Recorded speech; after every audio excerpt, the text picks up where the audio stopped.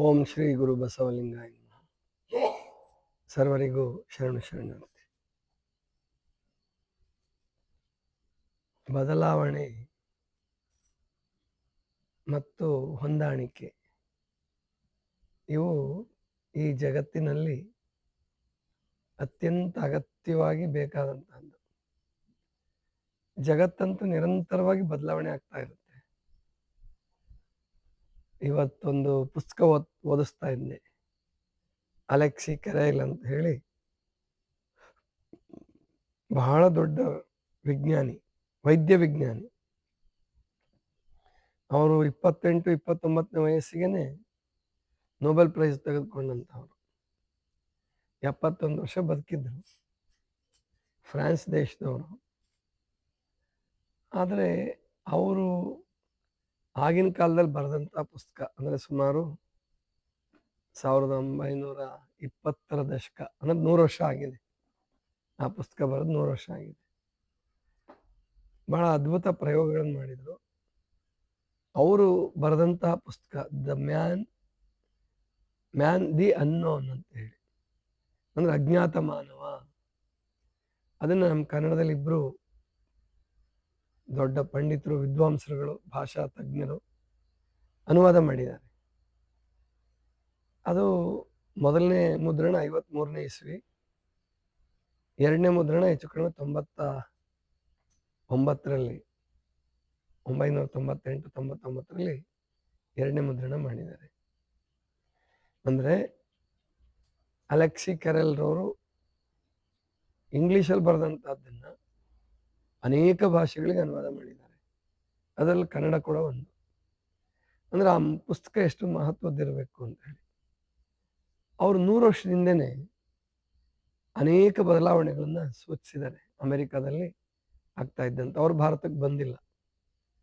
ಆಗ ಭಾರತ ದೇಶ ಬ್ರಿಟಿಷರ ಕೈಯೊಳಗಿತ್ತು. ಇಲ್ಲಿ ಬಂದು ಸಂಶೋಧನೆ ಮಾಡಿ ಅಥವಾ ತಿಳ್ಕೊಬೇಕಾದ್ದು ಅವ್ರಿಗೇನು ಅಗತ್ಯ ಬೀಳಲಿಲ್ಲ ಅಂತ ಕಾಣುತ್ತೆ, ಪ್ರಾಯಶಃ ಬಂದಿಲ್ಲ. ಆದರೆ ಭಾರತೀಯ ಮನಸ್ಸು ಅಲೆಕ್ಸಿ ಕೆರಲ್ ಫ್ರಾನ್ಸ್ ದೇಶದಲ್ಲಿ ಹುಟ್ಟಿದ್ರು, ಅಮೆರಿಕದ ಒಂದು ಯೂನಿವರ್ಸಿಟಿಯಲ್ಲಿ ಇದ್ದರು, ಇಂಗ್ಲೆಂಡಲ್ಲಿ ಕೆಲವು ದಿವಸ ಇದ್ದರು. 2 ಮಹಾಯುದ್ಧಗಳಲ್ಲಿ ತಮ್ಮ ದೇಶಕ್ಕೆ ಹೋಗಿ ಸೇವೆ ಮಾಡಿದ್ರು.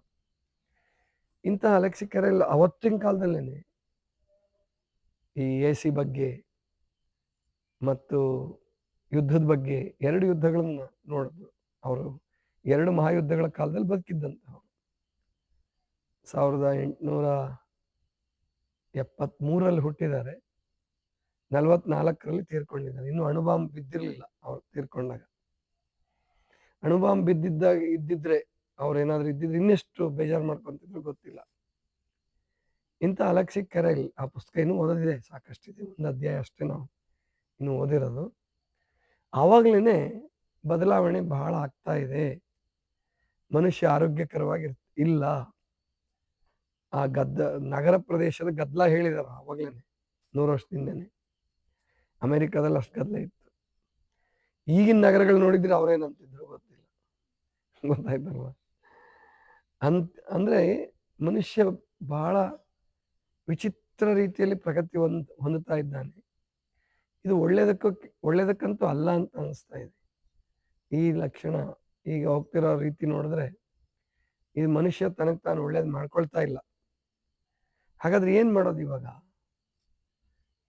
ನೀವು ಯುದ್ಧದ ಬಗ್ಗೆ ಮಾತಾಡ್ಬೋದು, ಬೇರೆ ಬೇರೆ ಪುಸ್ತಕಗಳನ್ನೆಲ್ಲ ಓದಿ ಹೇಳ್ಬೋದು. ಹಾಗೆ ನೀವು ಬದುಕ್ಬೇಕಲ್ಲ. ಹೇಗೆ ಬದುಕಬೇಕು ಅಂದ್ರೆ ಸಾಧ್ಯವಾದಷ್ಟು ಮಟ್ಟಿಗೆ ಸ್ವಾವಲಂಬಿಗಳಾಗಿ ಬದುಕಬೇಕು. ಈಗ ನಾವು ಅಕಸ್ಮಾತ್ ಬೆಂಗಳೂರಲ್ಲಿ ಏನಾದರೂ ಇದ್ದಿದ್ರೆ, ಈ ಮಠ ಬೆಂಗಳೂರಲ್ಲಿ ಇದ್ದಿದ್ರೆ ಸಿಲಿಂಡರ್ನ ಕೊರತೆ ನಮ್ಮನ್ನು ಕಾಡಕ್ಕೆ ಶುರುವಾಗೋದು.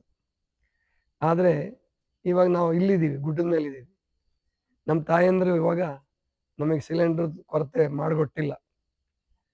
ಕಟ್ಟಿಗೆ ತಗೊಂಬಂದು ಕಟ್ಟಿಗೆ ಒಲೆ ಹಚ್ಚಿ ಅದನ್ನೇ ಉರಿಸಿ ನಮಗೆ ಮಾಮೂಲಿ ಏನಕ್ಕೂ ತೊಂದರೆ ಆಗ್ಲಾರ್ದಂಗೆ ರೊಟ್ಟಿ, ಅನ್ನ, ಏನೇನು ಪ್ರತಿನಿತ್ಯದ ಅಡಿಗೆ ನಡೀತಿತ್ತೋ ಎಲ್ಲದನ್ನೂ ಮಾಡ್ತಾ ಇದ್ದಾರೆ ಈ ಗುಡ್ಡದ ಮೇಲೆ ಇದ್ದೀವಿ ಅಂತ ತಿಳ್ಕೊಂಡು.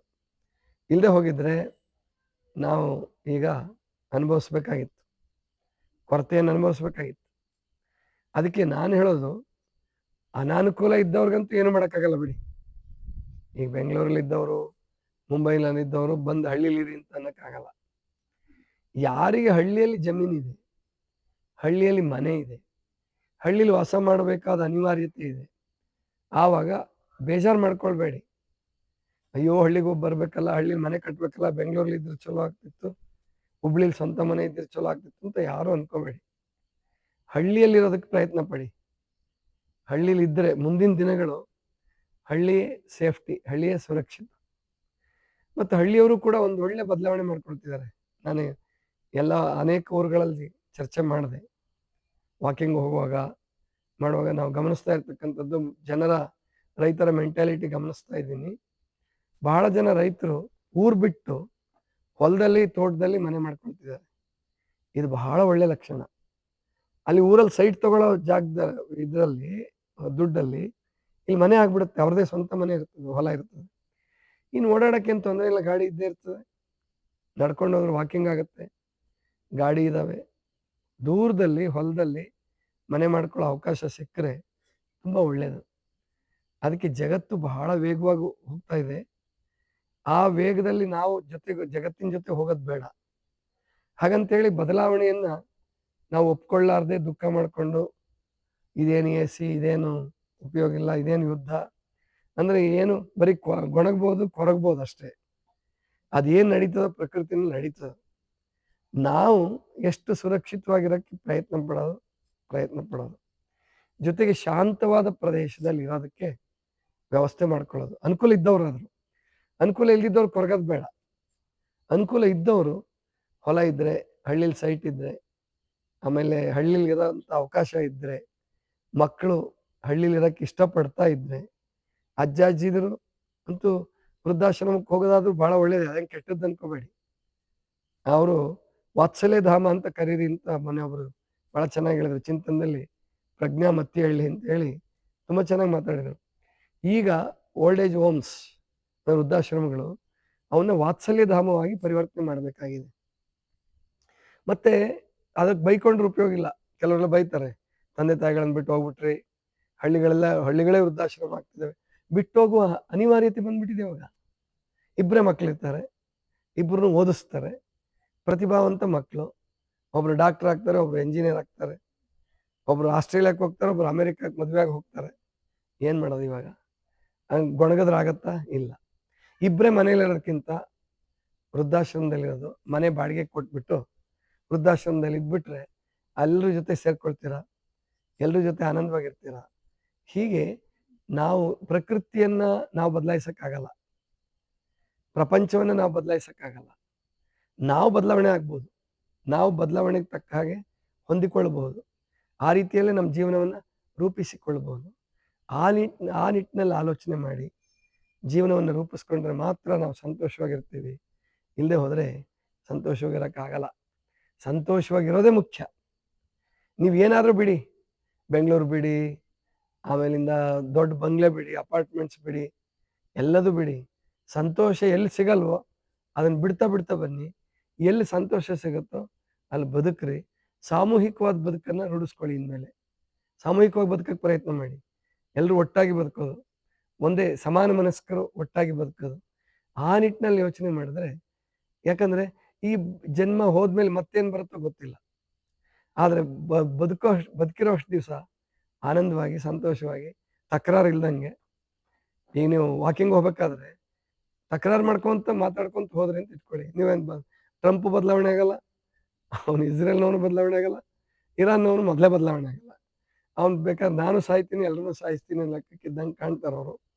ಹಾಗಾಗಿ ನಾವು ಯಾರನ್ನೂ ಬದಲಾಯಿಸೋಕ್ಕಾಗಲ್ಲ. ಸಿದ್ದರಾಮಯ್ಯನೂ ಬದಲಾಯಿಸೋಕ್ಕಾಗಲ್ಲ, ಅಥವಾ ಮೋದಿನೂ ಬದಲಾಯಿಸೋಕ್ಕಾಗಲ್ಲ. ಮೋದಿಯವರು ಯೋಜನೆ ಮಾಡಿದ್ದು ಒಳ್ಳೆ ದೃಷ್ಟಿಯಿಂದ ಇದ್ರೆ ಸರಿ, ಕೆಲವು ಎಲ್ಲವನ್ನೂ 100ಕ್ಕೆ 100 ಒಳ್ಳೇದನ್ನೇ ಮಾಡೋಕ್ಕಾಗತ್ತೆ ಅಂತ ಹೇಳೋಕ್ಕಾಗಲ್ಲ. ಅವ್ರ ದೃಷ್ಟಿಯಲ್ಲಿ ದೂರಗಾಮಿ ಪರಿಣಾಮ ಚೆನ್ನಾಗಿರ್ಬೋದು, ನಮಗೀಗ ತಾತ್ಕಾಲಿಕ ಒಪ್ಪಿಗೆ ಇಲ್ಲದೆ ಇರ್ಬೋದು. ಅದನ್ನು ನಾವು ಮಾತಾಡಿ ಗದ್ದಲ ಮಾಡಿ ಏನು ಉಪಯೋಗ ಇಲ್ಲ, ಈ ಸರ್ಕಾರ ಉಪಯೋಗ ಇಲ್ಲ, ಕರ್ನಾಟಕ ಸರ್ಕಾರ ಉಪಯೋಗ ಇಲ್ಲ ಅಂದರೆ ನಾವು ಬದಲಾಯಿಸೋಕ್ಕಾಗಲ್ಲ. ಅದಕ್ಕೆ ನಮ್ಮನ್ನು ನಾವು ಬದಲಾಯಿಸ್ಕೊಳ್ಳೋಣ, ನಮ್ಮ ಆನಂದದ ಮಾರ್ಗವನ್ನು ಹುಡುಕಿಕೊಳ್ಳೋಣ. ಅದ್ರ ಜೊತೆಗೆ ಒಬ್ಬರೋ ಇಬ್ಬರೋ 3 ಜನನು ಯಾರು ನೀವು ಒಬ್ರಿಗೊಬ್ರು ಅವಲಂಬಿತರಿರ್ತೀರಲ್ಲ, ಒಬ್ಬರು ಸಂತೋಷದ ಮಾರ್ಗ ಹುಡುಕಿದ್ರೆ ಪಕ್ಕದವ್ರಿಗೂ ಸಂತೋಷ ಕೊಡ್ಬೋದು. ಹಾಗೆ ನಿಮ್ಮ ಜೀವನವನ್ನು ರೂಪಿಸ್ಕೊಳ್ಳಿ. ಇದಿಷ್ಟು ಇವತ್ತಿನ ಚಿಂತನ. ಸರ್ವರಿಗೂ ಶರಣು ಶರಣ.